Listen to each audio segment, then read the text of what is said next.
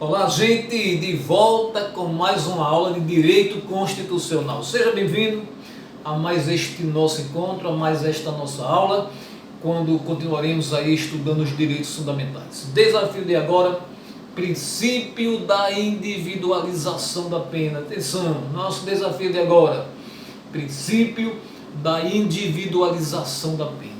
Eu já quero dar um alerta aqui no comecinho da aula. Você não pode confundir o princípio da individualização da pena, matéria de estudo agora, com o princípio da personalização da pena, estudado na aula passada. São princípios distintos. E às vezes o examinador e das bancas de concurso costumam querer confundir um com o outro para fazer com que o candidato caia na esparrela. Mas você não vai cair nesta armadilha não, você vai começar a se ligar desde já que uma coisa é o princípio da personalização da pena, estudamos na aula passada, e outra coisa é o princípio da individualização da pena, que vamos estudar agora. Comecemos pela leitura aqui do dispositivo constitucional e depois, na sequência, passemos para as explicações devidas. Artigo 5º, inciso 46.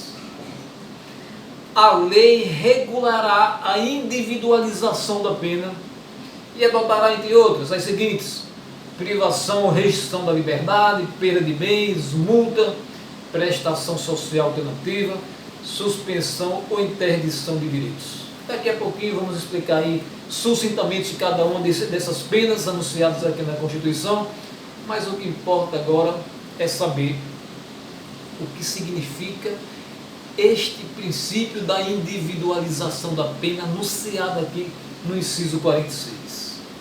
A lei regulará a individualização da pena. Atenção, gente. Aqui está querendo dizer ao Estado juiz, está determinando ao Estado juiz que quando condenar alguém, quando condenar o agente, pelo cometimento aí de um crime, leve em consideração a sua individualidade. Eu vou lhe dar um exemplo que vai ser muito melhor de você compreender aqui o princípio. Imaginemos que dois sujeitos mal intencionados, João e José, juntos cometeram um crime de homicídio. Cada um de posse aí de uma arma de fogo, dispararam cada um 2 tiros contra a vítima veio a óbito. Crime de homicídio, digamos um homicídio simples, uma pena aí que varia de 6 a 20 anos, e aí é possível que João pegue uma pena diferente da pena pega por José. É possível até que João só pegue os 6 anos, que é o mínimo, e de repente José pegue os 20. Aí você me diz como? Como se cometeram o mesmo crime juntos? Porque esta discrepância quanto à pena imposta? Porque se deve observar o mandamento constitucional da individualização da pena. Pode ser que João e José possuam atenuantes e agravantes diferentes.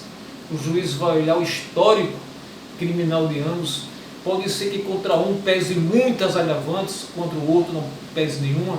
Pode ser que contra um pese muitas atenuantes e contra o outro nenhuma. Então a pena será aplicada observando a individualidade do agente criminoso.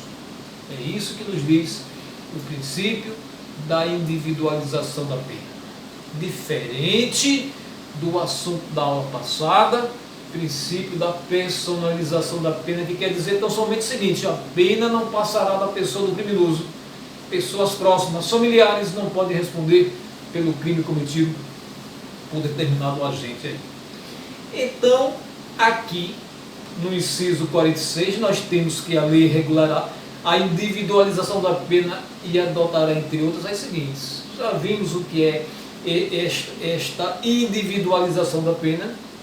Agora vamos aqui comentar rapidamente o que seja cada uma das penas anunciadas na Constituição como possíveis de serem impostas aos criminosos.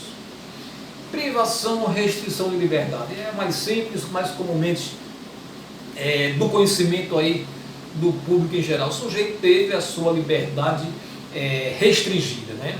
Ele foi carcerado, seja por meio de uma pena de reclusão, uma pena de detenção, apesar das duas trazerem a mesma ideia de encarceramento, mas existe uma flexibilização de liberdade mais na detenção do que na reclusão.